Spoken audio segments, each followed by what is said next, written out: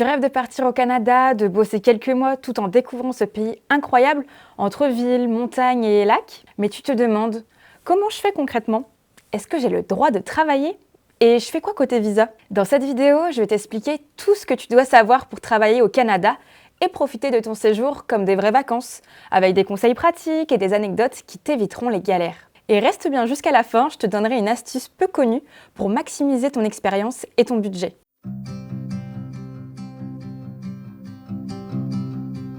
Ok, tu viens de décider de partir au Canada pour vivre une expérience unique. Tu rêves déjà de Montréal, Vancouver et la fameuse poutine.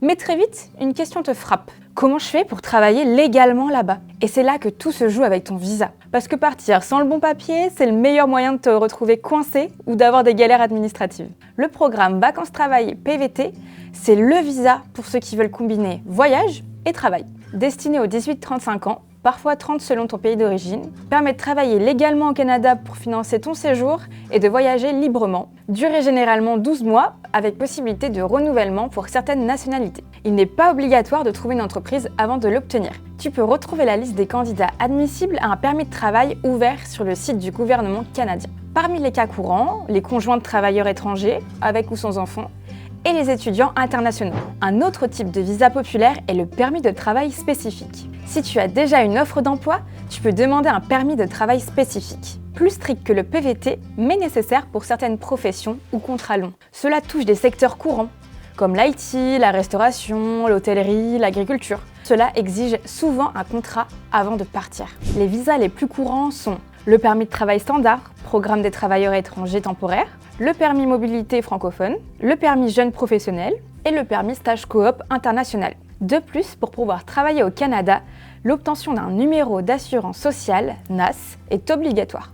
Ce numéro unique et personnel s'obtient facilement auprès d'un centre Service Canada ou dès l'arrivée à l'aéroport. Pour immigrer sur le long terme au Canada, la voie privilégiée par les expatriés est de travailler pendant plusieurs années grâce à un permis de travail ou à un PVT, puis d'effectuer une demande de résidence permanente. Ensuite, forcément, il faut trouver un emploi. Au Canada, certains jobs sont parfaits pour les voyageurs.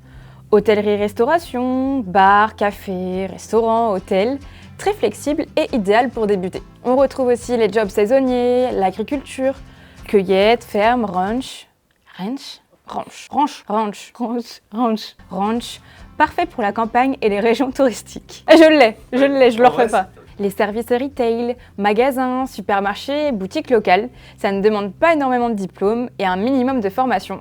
Du coup, tu peux être très vite dans le bain et apprendre sur le tas. Ensuite, prépare ton CV. Et là, c'est assez différent du CV en France. 1 à 2 pages maximum, accent sur les compétences et réalisations, photos facultatives, voire déconseillées, lettre de motivation courte et directe, adaptée au poste. Et pour l'entretien, prépare-toi à parler de toi, de ton expérience et de ton envie de voyager. Mets en avant ta flexibilité et ta capacité à t'adapter à un nouveau pays. En bonus, je te donne quelques astuces pour décrocher un entretien rapidement. Commence les candidatures avant de partir.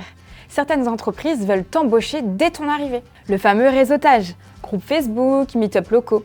Souvent, les meilleurs jobs se trouvent par réseau. Accepte les jobs un peu loin des grandes villes si tu veux maximiser tes chances. Maintenant que tu sais où postuler et comment décrocher un job, il reste une étape cruciale. Non, je fais absolument pas ça. Maintenant que tu sais où postuler et comment décrocher un job, il reste une étape cruciale. Apprendre à combiner travail et exploration pour vraiment profiter du Canada. Je te montre comment organiser ton temps, gérer tes week-ends et vacances et vivre l'expérience à fond sans te ruiner. Ok, alors tu as ton visa et ton job.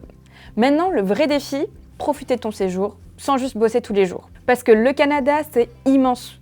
Entre Montréal, Vancouver, les Rocheuses ou le Québec rural, tu ne veux pas passer à côté de tout ça juste parce que tu travailles 40 heures par semaine. Organise ton temps intelligemment, priorise ton emploi du temps, fixe tes jours de travail et tes jours libres pour explorer. Pour les week-ends et jours off, parfait pour les road trips ou les visites culturelles. Pour les événements locaux, festivals, marchés, randos, sports d'hiver, inscris-les à ton planning pour ne rien manquer. Choisis le bon lieu pour vivre.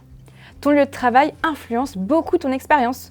Ville comme Montréal ou Vancouver, parfait pour ceux qui veulent une vie urbaine, plus de la culture, plus un job flexible par exemple. Les régions touristiques ou rurales, idéal pour ceux qui veulent nature, activités extérieures et logement inclus avec le job. Pense bien sûr aussi au transport. Il y a toujours des cartes d'abonnement pour le bus ou le métro dans les villes.